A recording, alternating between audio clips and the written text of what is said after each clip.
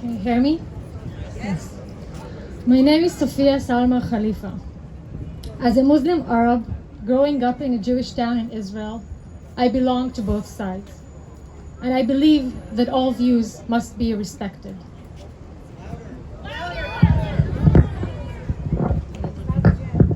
But the recent events in Israel are a time when we must share a collective voice. They are about an unprecedented terrorist attack against innocent civilians in Israel. On Saturday, October 7th, thousands of Hamas terrorists invaded Israel, killing at least 1,400 citizens in one day. The Hamas terrorists systematically moved from house to house, slaughtering family after family, and torturing them in the worst possible ways they could imagine. Hamas terrorists have kidnapped 210 citizens, including children, babies, grandmothers, mothers, young women, and men, to Gaza. Their ages range from 3 months old, breastfeeding babies, to 85-year-old Holocaust survivors. No one knows where or how they are held. Hamas mercilessly and purposefully targeted civilians.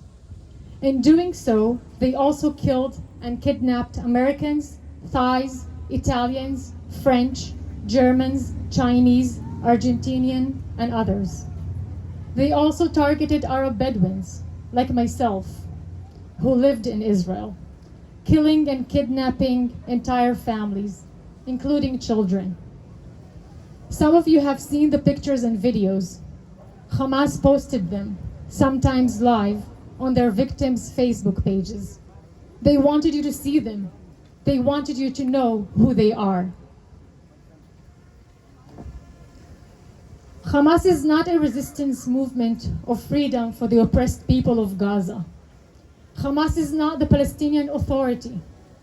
Hamas is a radical, misogynistic terrorist organization that has the goal of exterminating Israel and the Jewish people to establish an Islamic state. And to be clear, what Hamas did is against the Islam. If anyone read the Quran or the teaching of the Prophet Muhammad, they know that it forbids killing women and children. Hamas is not a national movement for Palestine. Hamas is a religious movement that is using the Palestinian cause to achieve Hamas's long-term goal of transforming the Middle East and the world into an Islamic state, just like ISIS. We're all in this together. Their spokesman said last week that they will demand the release of their prisoners in the US and the EU against the release of the hostages. We are all in this together. Hamas doesn't care about Palestinian lives. They cynically use Palestinians as human shield. They surround themselves with civilian population, operating from within schools, hospitals, mosques, and residential areas. Before this started, on September 18th, Ismail Haniyeh, the political leader of Hamas, sent his son abroad to protect his life. But Hamas is sacrificing the life of the Palestinian people. Hamas is not allowing Palestinians to flee to safety.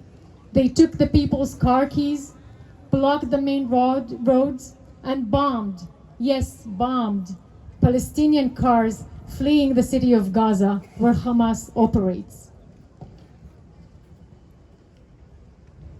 Their barbaric act sowed seed of hatred for decades to come, sending peace and the Palestinian state farther away. Darkness can only be fought with light. Arab, Jews, Muslim, Christians, Hindus, and all people inside Israel, Palestine, and around the world must come together and sow the seeds of peace and solidarity. We must come together to release the innocent hostages and ensure safety for all people everywhere. The calls for intifada, which is armed violence, the call for violence, the call for death of Jews, The murder of a Jewish community leader in the US yesterday does not belong here. It will not serve anyone or anything but terror.